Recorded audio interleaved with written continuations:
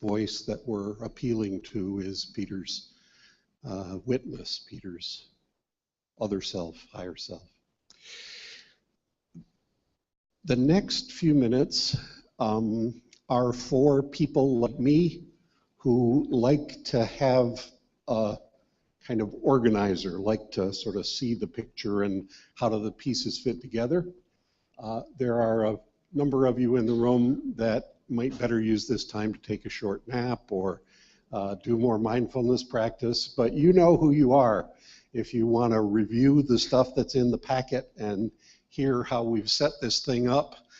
These next few minutes are for you. So if you would delve into your bag or wherever it is and get out the packety thing and open it up.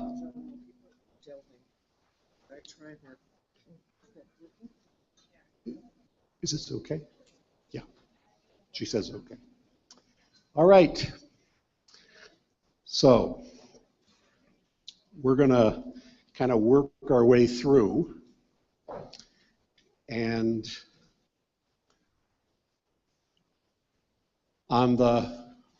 in the packet you will find sort of a weird looking thing like that, and the front page says dialogue walk, and the back is this kind of odd thing with the crayon arrows coming in it and coming out of it.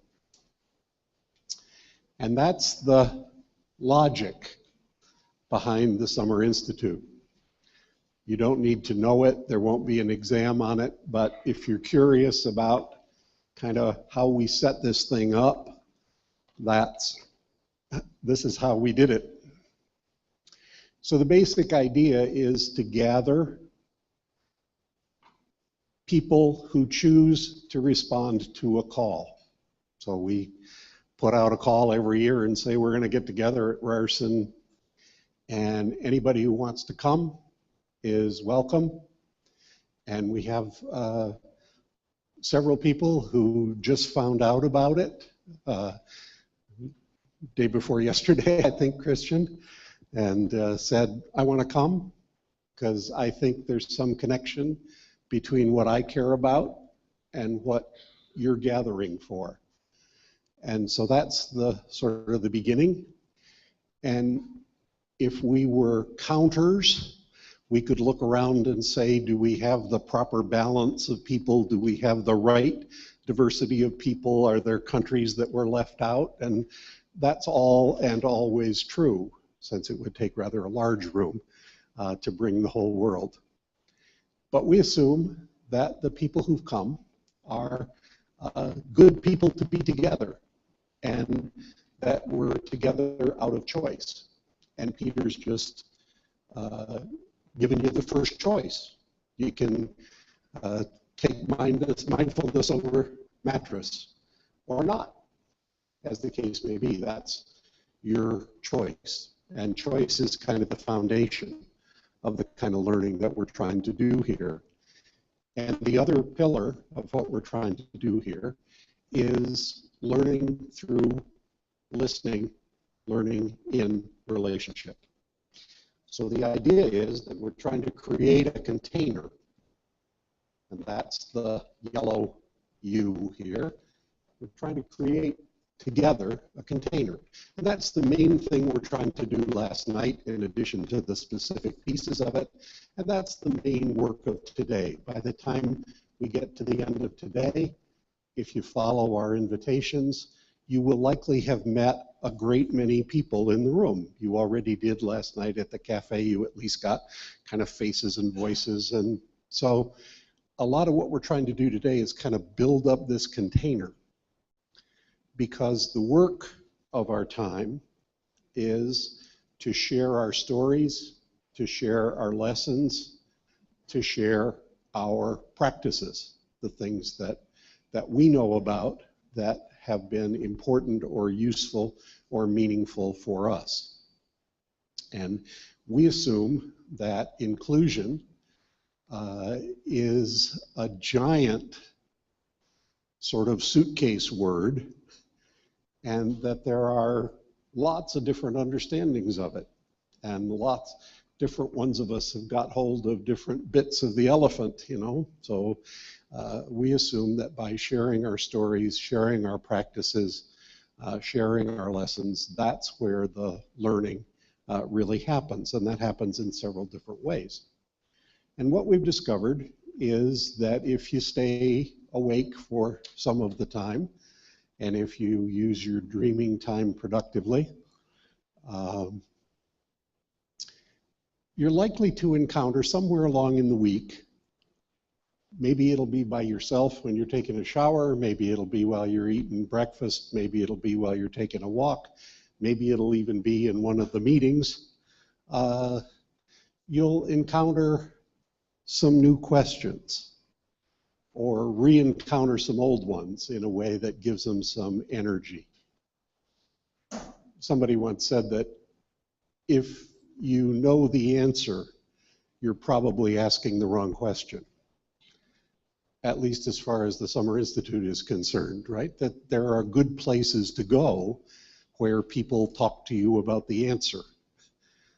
We're pretty interested in where the edges of things are, so we're pretty interested in what the questions are that we have, that have heart for us, that have meaning for us. So if along the way you get a little disoriented and feel a little disrupted and a bit confused, and I thought I really understood this and now I don't understand anything about it, that's a good thing. That's a good thing. You're relatively safe here, and you can almost certainly find some people to help you sort through or clarify things. So we hope that as time goes by, you'll have some opportunities to gain or regain some clarity about, why am I doing this? What really matters? Where are the biggest opportunities just now for me? What are the places that I want to develop and stretch? How can I even better connect to my own purpose?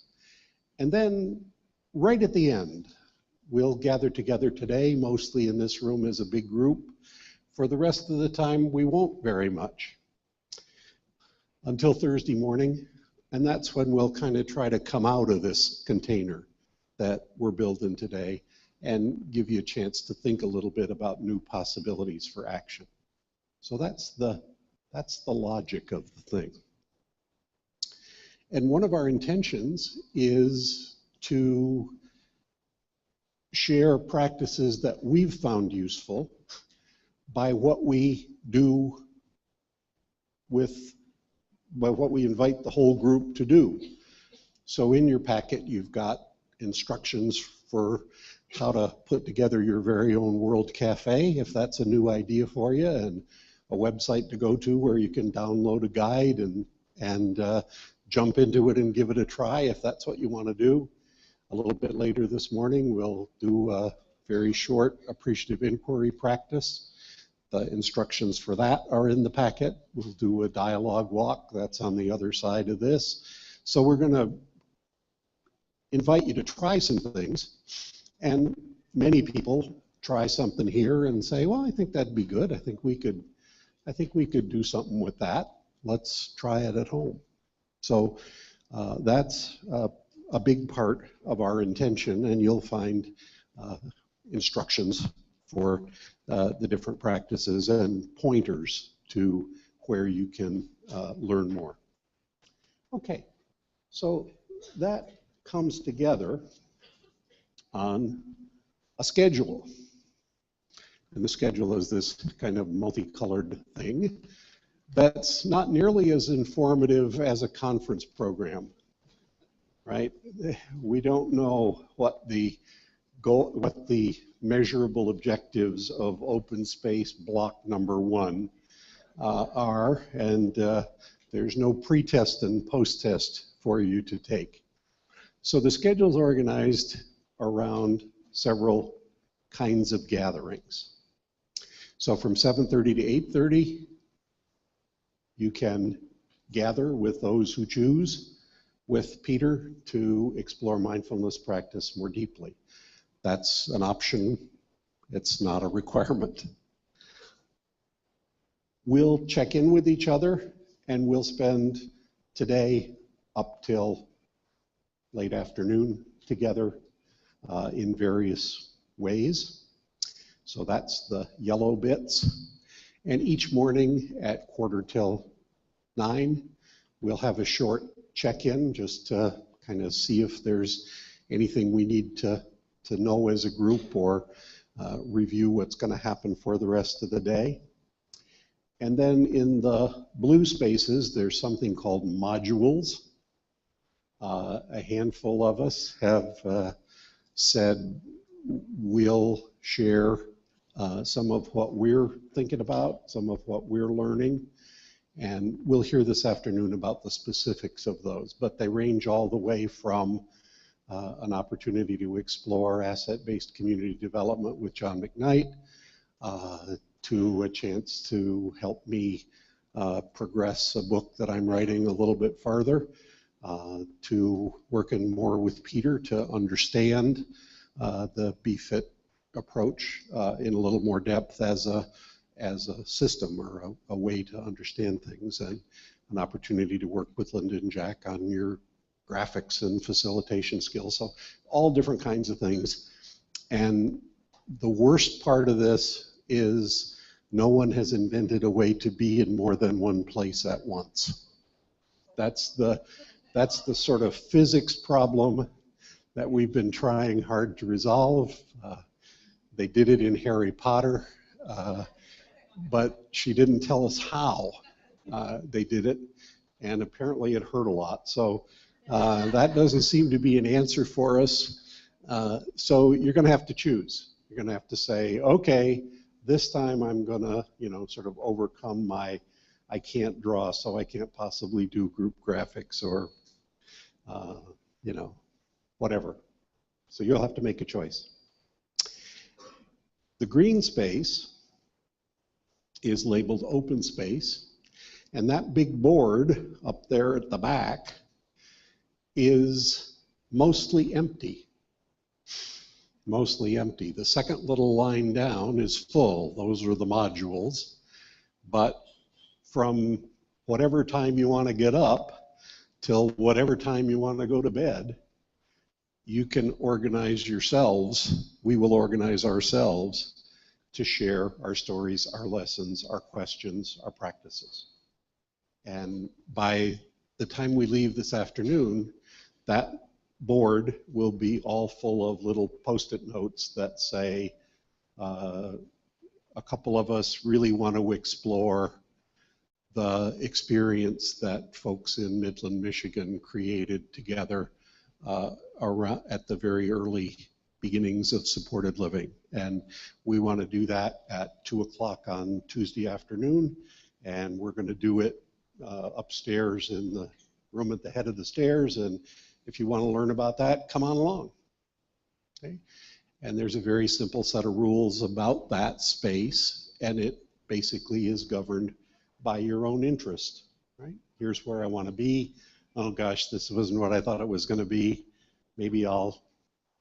Okay. So that's the green space. And then there's a couple of also purple spaces that are an opportunity for the whole group.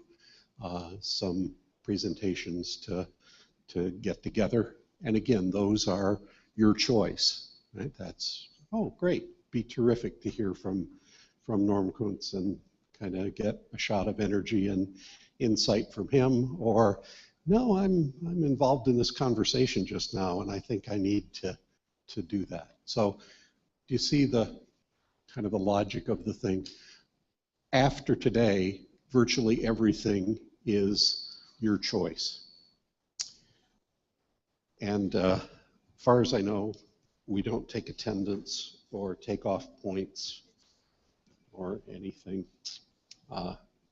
So you've got another paper that says some ways to get what you want from the Summer Institute. And we try to keep this current as people tell us where the rubs are for them.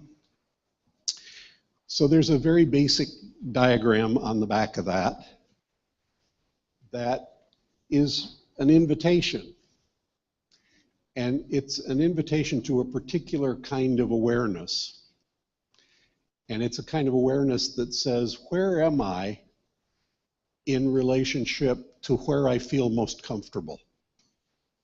So there's that nice blue space in the middle where I'm feeling fine. I can function here just fine. There's not any, not really a lot of anxiety. And one of the things that's really interesting is that we're really different. Some people's blue space is all about conflict. Some people are really comfortable and kind of feel like they're at their best when there's a bar fight going on, right? So where your comfort zone is yours to judge, right? But we encourage you to at least to mentally sort of check in every once in a while. Where am I in relationship to my comfort zone? And out here at the boundaries, there's red, right? This is too much for me. I'm kind of overwhelmed. And a huge amount of the learning that happens here for people has only a little bit to do with the schedule. A whole lot of it has to do with events like tonight. Geez, I gotta go out in the rain. Maybe it's gonna be raining.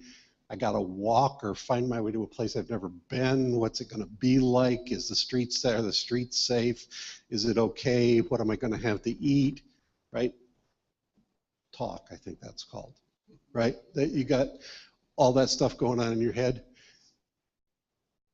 That's probably not the red zone. Right? Maybe it is for some people. Personally, I have a great deal of social anxiety, so that's hard for me, but it doesn't drive me over the edge. The yellow space is kind of an interesting one. That's where it's a stretch for me. I've never, sort of seen myself as interested in learning to facilitate graphically, but maybe I'll give it a try. So we encourage you to kind of check, and if you're not spending some time in the yellow as the time goes by, if you're not making some choices that are uncertain, right? But there's no guarantees. It may be that you say, well, I'm not sure about that session there in the learning marketplace, but I'll give it a try. That could be a big disappointment. There's absolutely no guarantees attached to the Summer Institute. That's the other side of freedom, right? Is that we can't say, you'll have a great time. You might have an utterly miserable time. There are people who do. And there are people who have miserable moments, right? And so you know enough about yourself to know how to manage that. I need to reach out for somebody. I need to take some time for myself. I need to take a nap. I need to go for a walk. I need to shop. Whatever it is, you need to look after yourself. So we've got some things that build the whole community on the other side of the paper. Reach out to other people. Many of us who talk about inclusion, talk about gifts and the importance of sharing gifts. And so it should be no surprise that the idea behind a Summer Institute on Inclusion is about sharing your gifts. And that means being willing to put yourself forward. So if last night you said, I really need to have a conversation about what it is to be working very hard to try to make something different happen and not feel like I'm making a lot of progress. I really need to have a conversation about that. Then you need to be willing to put that question up there and say, I want to talk about this. I want to explore this. I don't have the answer to this. So those things you talked about last night about the conversations we want to have, there's lots of opportunities to have them. And many of them are informal. Meal times are critical, right? So again, if you need alone time, that's fine. But otherwise, it's a really great idea to reach out to other people, especially people you don't know very well, and get to know each other over meals, get to know each other in the hospitality room if you're staying here or nearby. Try new things. Do what you need to do to stay attentive to yourself and others, particularly if you feel bored or disconnected or disturbed. We can't take responsibility for your boredom, but we can invite you to think about what would be more interesting. Or maybe my boredom is something to just sit with for a while. If you see a problem that you can fix it. Your mom doesn't work here, as it sometimes says in the office over the sink where people pile the dishes, right? If something needs doing, go ahead and do it. Don't look for the staff. There ain't no staff. You know, the hotel and Pittman Hall have been very generous and forthcoming with people in the summer institute, so that obviously, if your room doesn't work, you don't have to do your own plumbing. But at least as far as the learning part of this, it's kind of up to all of us together. And that means if there's something that needs doing and you can do it, go ahead, jump in, give it a try. Ask for what you need if there's more, and we'll keep failing to quite manage it, but we'll keep trying. If you're going somewhere, consider asking somebody else to go. Would those people who've been here before just stick your hands up just for a second? So look around, and these are people who are likely to know, you know, something, right? Or, you know, so where can I go if I want to X? You know, I've heard about this island. There's an island somewhere. You know, tell me about that. So there's a community board down there that people can put stuff that they found interesting up on. But there's also people to ask to get oriented, not only to the neighborhood and the city, but also to the process. I'm really at sea here. I don't know what the hell that guy was talking about this morning. I think I'm in the wrong place. Pick one of those people that's been here before, and they'll say, that guy never speaks English. You'll never understand what he's talking about. Just let go of it. It'll be okay, because he'll shut up pretty soon. Give yourself quiet time if you need it, when you need it. There is one of the big temptations is to kind of get caught in a sort of hamster wheel. And every once in a while, it's not a bad idea to take a break. And we've given you a journal, and there's more journals. If you fill one up, you can get another one.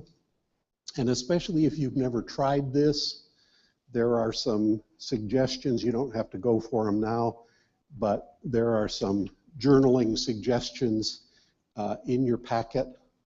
And one practice that I particularly recommend is to give yourself just a couple minutes in the evening.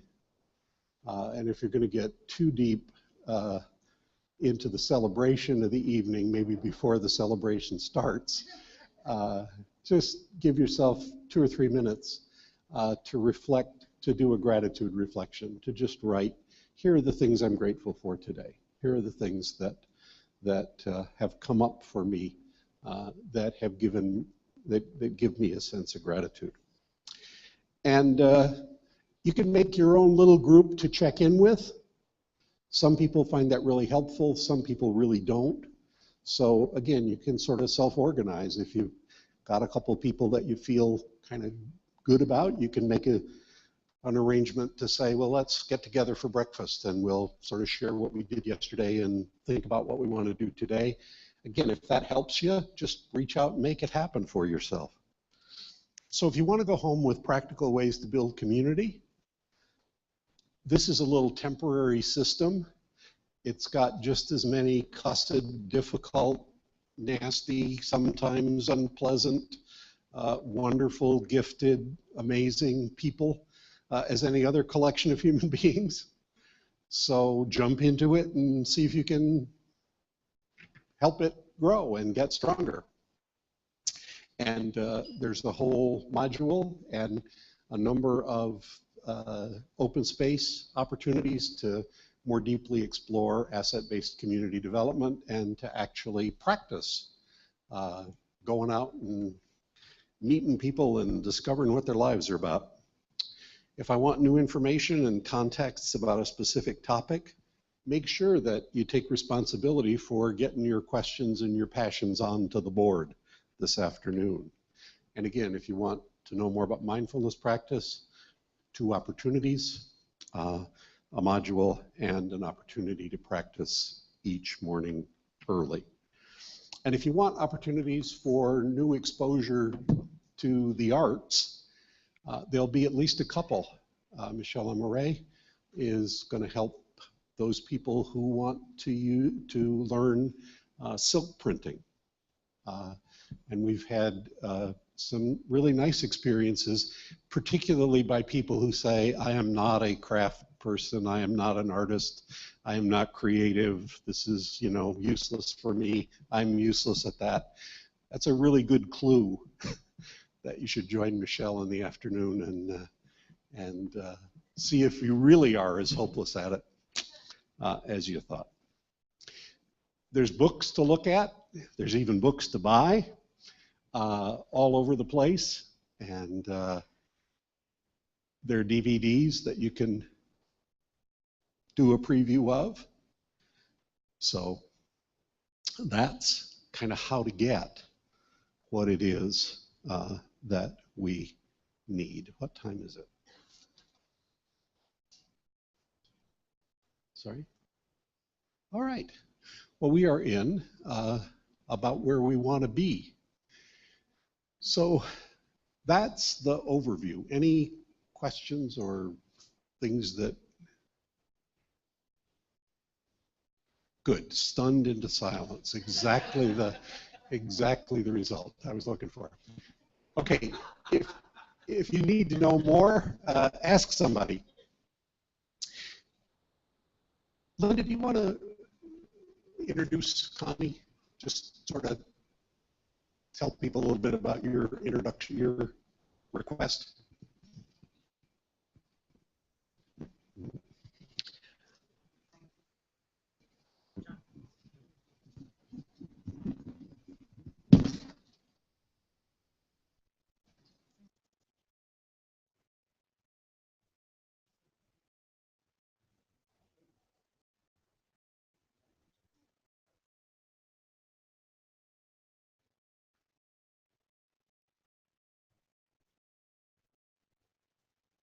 On Thursday afternoon, after Connie O'Brien arrived and we were sitting at our dining room table on Indian Trail here in Toronto and thinking about our time together, I think about what we've invited Connie to do now, talking about the valued experiences, is remembering the soul of our work.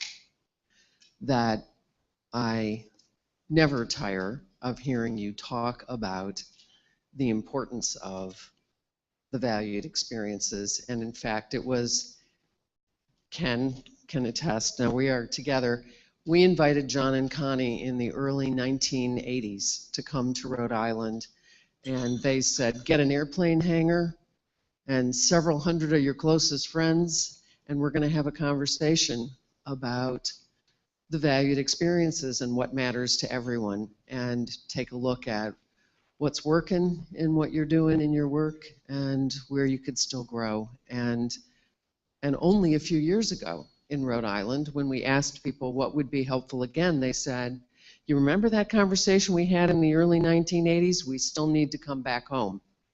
We need to find our way home and talk about that again. And so we invited you to do that.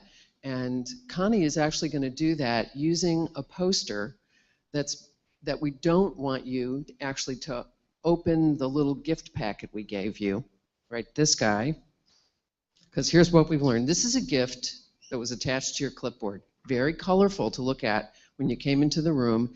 It has 4 pretty terrific posters in there. Put this in your luggage, please. If you open this packet, you will never get these things back in that poster. That little gummy thing on there is just tricky as anything. So this is a bonus. because we wanted Connie to be able to talk this morning about these valued experiences, we're giving you a poster you can put in your packet and touch and hold and crumble. And so we're about to pass that out when you say, Connie, and we really appreciate you doing that this morning. Let's get that on, and then you can pass them out.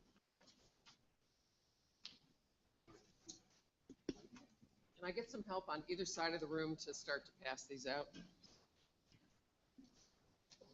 I'll help you. This you can reinsert. I'll spread up the card and introduce our friends. Let me take them on the other side too. That did. Okay, Connie.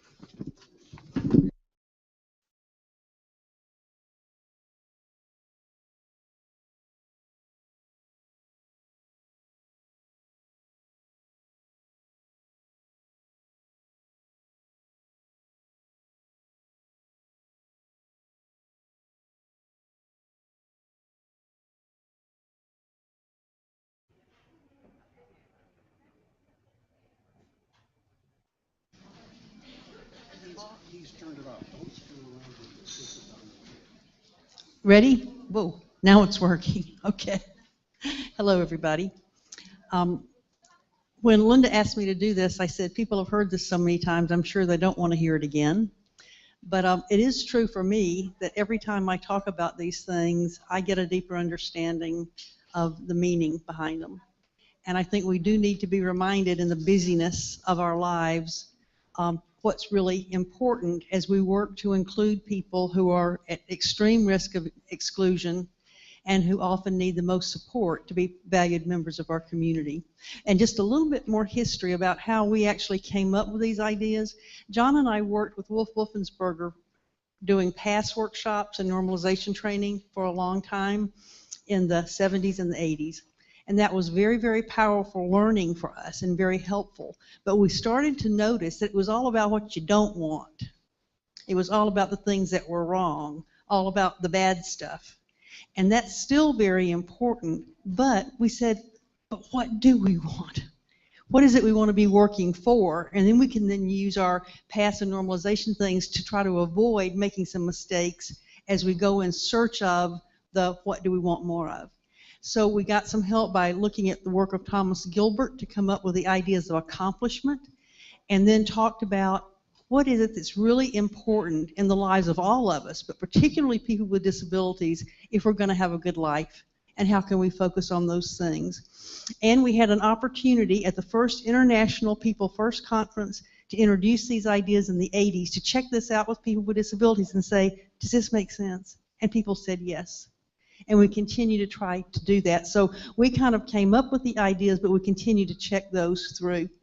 And since it's really hard to use a projector in here, I'm going to be talking about mainly the things on this front page and mainly the things that are at the end of the arrows, because those are the valued experiences. And all that means is, what are the things that are most important in all our lives to make sure that are present, that we have? And what are the things that in many instances people with disabilities and other people who are excluded are likely to have taken totally away from their lives while we work on fixing them? And when we get through fixing them, then maybe they can have these things. And what we're saying is no. What we need to do is help people have these 5 valued experiences. Therapy might help with that, but therapy is not a need. Therapy is a way that you might get something done, but people need these 5 things. And I'll talk about them very briefly, because I'm sure you've all heard of them before. So I'll start with being respected, which is here on this page. And all that means is, what are we doing that makes sure that people get the respect that we all deserve instead of disrespect? And we disrespect people in lots of ways. We can do it by the way we are with people when we're out with them, by the way we get in the way between other people and the person and act as though the person doesn't have anything to say. We can also do it without the person even being present. And one of my biggest experiences of learning this was working in New York in the early 90s. And I'm from a little town in Georgia, and riding the subway was foreign to me when I got there, so I'm trying to figure out how to do this. And at the second or third time I had gotten on the subway and ended up 50 blocks beyond where I wanted to be because I'd gotten on an express subway when I only wanted to go 1 block. I just said to people, you know, I don't really need to be totally competent at this because I only come a few times a year. Can you give me some pointers or help me out? And people said, sure. And then a day or two later, I started hearing about travel training. I said, what's that? Well, that's what you do with people with disabilities when they need to learn to go someplace. And I thought, okay, nobody called it travel training for me. But if you say somebody gets travel training, you don't even have to meet them and you know there's something wrong with them, right? So we need to be careful about the language we use, the way we talk about our programs, the things that people are involved in, because we can cause disrespect of people even when they're not there. So what do we do? And one of the biggest things that we can do is help people have valued social roles, because that's another big way people are disrespected. It's okay to be a client. All of us are clients a little bit. It's not okay to be a client all the time. And I'm getting really worried about this for us in the United States beyond people with disabilities, because we're not citizens anymore, we're consumers. They don't even talk about us as citizens anymore. And so what we're trying to do there is expand the roles that people have so that they have as many different roles as the rest of us do. Client might be a small part of that, but we don't want people having a full life of nothing but clienthood, and I don't want for any of us a lifetime just being consumers. So trying to figure out a way to have that diversity in the roles. The next thing we want to make sure of is that people share ordinary places, the places that everybody else in the community goes based on what they're interested in, what they want to do, those kind of things. And people with disabilities often do not do that. They share other places with people who are congregated together and don't get into the community, or if they do get into the community these days, it's as part of an outing. And it's not one person, it's several. They get herded along with a staff person, and in many cases when John and I have tried to talk to somebody, we're told no because confidentiality, so you can't talk to the people while we're out there. So people are being herded through the community, but they're not sharing it. So how are we helping people? And all of these things, of course, go together. Identify what they're interested in, who they're interested in being with, and figuring out how to help people be in ordinary places, doing the same thing as other people with whatever support they might need to do that. But yeah, we do crazy things around that. And that's one other thing that you all know. Our words have been taken over and are being used in oppressive ways, so we've got to stay clear about them. People will use this language and be doing the totally opposite thing. People will talk about people having jobs, and when you go and find out, it's just a sheltered workshop. But they just call it. They call a place that's a congregate living place supported living. They will call an institution supported living. So we've got to be real clear about what it really means, or we'll think we've progressed a lot more, I think, than we have. We want to make sure also that people have the chance to contribute. And by developing ways to give their gifts. And we believe, we know, that everybody has a gift. A person doesn't have to speak.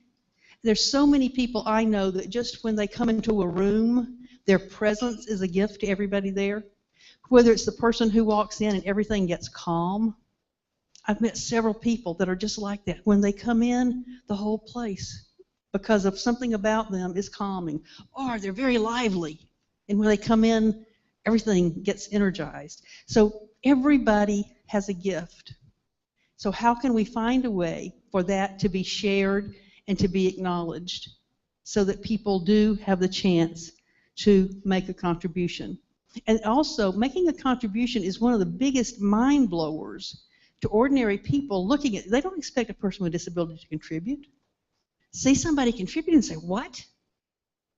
I didn't think they could do that. So sometimes just helping somebody make a contribution can change a whole lot of things if we're careful about that and help the person do it.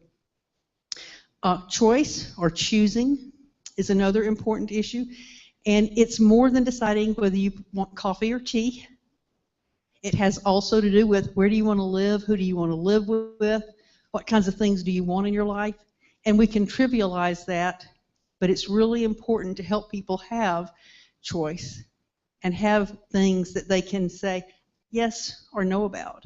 And the other thing that's really important is for people to be able to make wrong choices, because that's one of the biggest ways that we all learn. There's nothing, it's not a failure if somebody says, I want to do this, and then it turns out they don't like it. Because there's so many things, people who've been segregated away don't know what they want to do. So if we just ask somebody out of the blue who's never had any experience, what do you want? They don't really know until they give it a try. And sometimes they give it a try and, wrong, that was a mistake. But that's not a failure. Now the person knows something, and other people know something about the person that's different. So, and I'm going to come back to choice. The other thing that's very important is belonging. We all need places and people to whom and with whom we belong. And really, one of the ways I think about this is if you belong someplace or in some activity or some group or something that's going on, it is not the same if you're not there. It's not the same at all. People want to know, where are you? Why isn't he here? It doesn't feel right without him being here. So we need to help people find places over time where that can develop, because it's hugely important. Some of you who've been here know, I think it was Jerv and Irwin, two people who've been to the conference before. A couple of years ago, they were talking, and it was really interesting to me because it fit in with this belonging thing. Both of them, it turns out, are big football fans, and they're season ticket holders in their community, so they go. And they said that both of them, the year before, since they had been at the Institute, they had both been sick and didn't get to go to games, and people that they didn't know except as sitting in the same seating area at the ball game found out how to get in touch with them and say, are you okay? We missed you. Didn't know them any other way except through that. So that's really interesting. That may be trivial in some ways, but it shows the power, I think, of what belonging is all about. And belonging also, I tell you, many of you have heard this story before, I got a real sense of how this works in everybody's life when my father died. And he died, it'll be 18 years ago in August. And at the couple of days before his funeral and at the funeral, several things happened that I really thought about afterwards. But it kind of goes like this. There were a couple of things about my father that embarrassed all of us to death. One of them was he hugged everybody. Men, women, children. You should have seen John when he would hug John. Men, and John and I just had our 32nd wedding anniversary too, so I can mention that last week. But my father hugged everybody, and we would say, Daddy, you can't do that these days. You're going to get in real trouble. You just can't go around indiscriminately hugging people. And did he stop? No. He just kept on hugging people. The other thing was that he snored, particularly in church. And so on Sundays, when I was growing up, we all went to church, and I played the organ and the piano, and we sang in the choir, and my father always sat right there. And we would look over and watch him start to nod off and just say, somebody please tap him on the shoulder, do something, and they wouldn't, and he would just let a big rip out, and we would be totally embarrassed. Well, during the time at his funeral and just before when people came, I can't tell you how many people, particularly men, said, I'm going to miss your father's hugs. Nobody else ever hugged me except your father, and I'm going to miss that. A couple of the ministers at the funeral talked about the snoring. One person said, we've got to find another snorer. We're going to miss the snoring coming from JD's seat. And what I thought about, I mean, that was really interesting, but what I really thought about was, how many people do we know right now who've been ousted from church because of snoring or creating some kind of problem? Or how many people are in real trouble because they hug people they shouldn't be hugging? Now, what was the difference? I think the difference was my father belonged. He was part of something. People knew him and they accepted his quirks as part of who he was. We didn't have to fix him, even though we tried.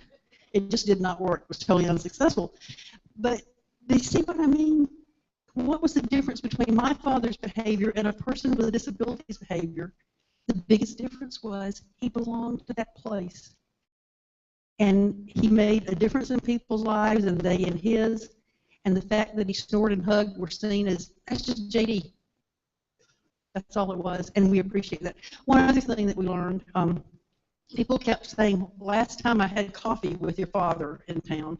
Well, at this time, I guess the town was probably up to about 800 then, and there were no coffee shops, so we were interested in where they were going for coffee. It turns out there were 3 little banks in town, all who had coffee available for customers.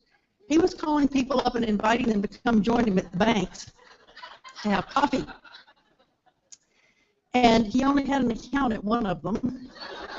And one of the bankers did say, JD, we don't really mind you coming in here, but it would be nice if you'd open up an account. But again, he belonged. And to me, that was such a profound, helped me understand this belonging thing even better when I experienced this with my father. Because the things about him that would get another person, a person with a disability, in trouble, did not get him in trouble. Because people knew him, oh, that's just JD. That's just him.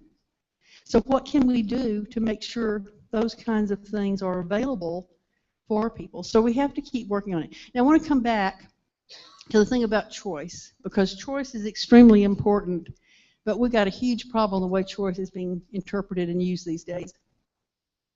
Choice is being used as an excuse to keep people segregated. Oh, they chose it. Well, maybe so, but do they know any alternatives? Have they ever experienced anything else? Are they just afraid? Well, it was their choice. Very scary how it's being used in that way. The other thing is that for any of us, and particularly for vulnerable people, if you don't have these other 4 things in your life, choice is dangerous. All of us make mistakes. We all make bad choices. And if I put myself in terms of doing that, I might have to put up with criticism or I told you so from my family, right? I told you you shouldn't have done that. But they don't abandon me. They don't leave me. They're still there. So if people don't have people in their lives, if they're not being respected, if they're not being involved in the community, just saying, here's your choice, what do you want, is ridiculous.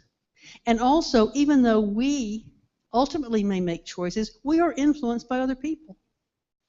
People give us advice which we take or don't, but we don't actually, we may make the choice, but we didn't come to it independently. Does that make sense? So choice is hugely important, but it's not the only thing.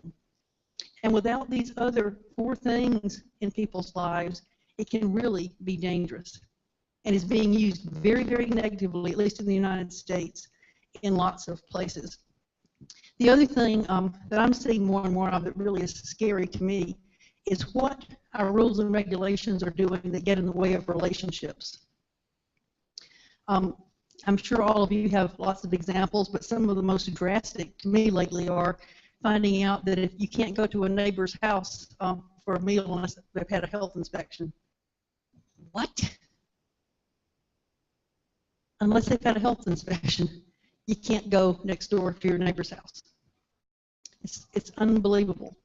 And there are just more and more ways that the rules and regulations are getting in the way of people experiencing the most important things that we all need in our lives. And the other thing that we know is that many of the health and safety things, or things that are done today in the name of health and safety, actually make people sick. Because if you do much on the internet around these 5 valued experiences separately, many of them have been shown to be determinants of good health or being able to recover quicker if you get sick. So if you don't have friends, if you're not respected, if you don't be sharing out ordinary places, you're more likely to be ill. So if we really want not just people to be happy and have a good life, but also have the possibility of improved health, then these 5 things are important there too. So they're very simple, and they're not disability things, right? They're human being things. And we've got to focus on the human being things. And as I said, there are many of the things that we have available to us that we know how to do and use that can help us. But we've got to remember, what do people need? People need these 5 things. And we can use services and therapies to help, but they don't need the need is not for the service of the therapy. Does that make sense? So we don't get those confused. You don't need the therapy. What of these are you going to get if you have the therapy? And I'm thinking, again, I was thinking about this before and just about forgot it. Do those of you from San Diego know Stephen Hinkle? Okay. Well, Stephen is a young man that I met, 10 or 12 years ago when he was a teenager, still in high school, I think. And one of the things that I remember from Stephen learning, the first time I heard him talk, Stephen has autism, or is on the autism spectrum. And he was giving a presentation, and he was doing all this kind of stuff while he was up there. But one of the things I had learned was pay attention to how people behave, because that'll tell you more than anything. And what I learned from Stephen is that works for lots of people, but maybe not people with autism. Because, one of the big stereotypes about people with autism is they don't care about people, they don't care about relationships, they don't want friends. Well, Stephen Hinkle stood up in front of this group and he said, if I come up to you and turn around and walk away, it doesn't mean I don't want to talk to you. My body is doing something that I don't want to do. I do want friends. I do want to be involved with people. But sometimes my body acts exactly the opposite. So that, 15 years ago, blew my mind, because I said, ooh, that means I can't just watch what people do. Because if I watch what Stephen does, it's the exact opposite of what he wants. So we keep learning, and we got to keep learning, because each of us, as John said, he gets uncomfortable in social circumstances sometimes. So we're all different in how much of the stuff that we want, but we need to make sure it's available in everybody's life, and trying to figure out as much as we can. And the other thing is, I believe that if we find a way to help people make individual connections, people will develop relationships. It won't happen all the time, but I had the experience, actually, a person that we knew, one of the ministers at the church when I was growing up, his daughter was living in Australia, actually. And when I told her I was going and what I did, she said to me, it's really interesting, Connie. I want to, when I see a person with a disability, I'd like to find a way to talk to them and find out what's going on in their life, but I don't know how. I'm afraid I'll do something wrong. I'll embarrass myself. I'll embarrass the person. It'll seem, like a put down. And I think a lot of people are in that position. People are uncomfortable and need a way to just step across a line that is there for us so that people can connect. And everybody's not going to like everybody. That's not what we expect. But I think that the ordinary general community is much more accepting than we think if we can find the way to help that line get crossed, to help the person be seen as a person, and then let things go. And I will tell you one more thing, and you've heard this too. When I grew up in rural Georgia in elementary school, we had no special education. I went to school with people with Down syndrome. In regular classes, we didn't have any special classes. People with cerebral palsy, people with epilepsy, people who today would be in youth detention centers, but there weren't any special places, so they just came to school with the rest of us. What I noticed today, in a lot of the work that I'm doing around group planning with person-centered planning, is we have people now today with Down syndrome who can read and write as well as anybody else, and actually correct people's spelling when they're doing the wall charts, who can do all this stuff, and they don't have a single friend. When I grew up, people had friends, but they didn't learn to read and write. Today, people are learning to read and write, and they don't have a friend. We know how to do both. We know how to do both. We've just got to figure out how we're going to do it. So today, the little town where I grew up now has special separate classes.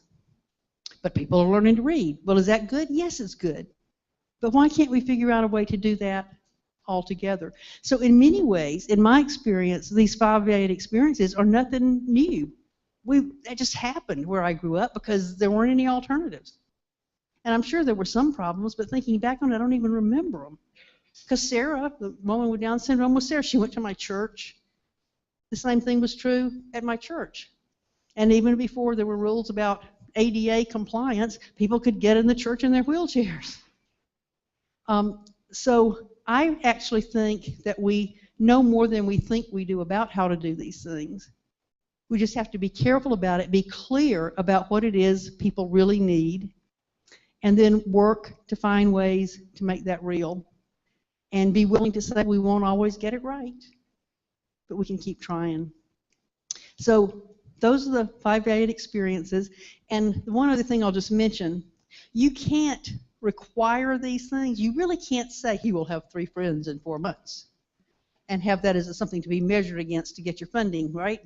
So the things that are at the end of the, like the triangles, those are the things we can hold services accountable for in order to more likely have these 5 valued experiences, right? So we can't mandate belonging, but we can really strongly encourage people to help people participate in the community, right? So that's the relationship between the 5 valued experiences and these other things. Then that is, what can we expect services to accomplish?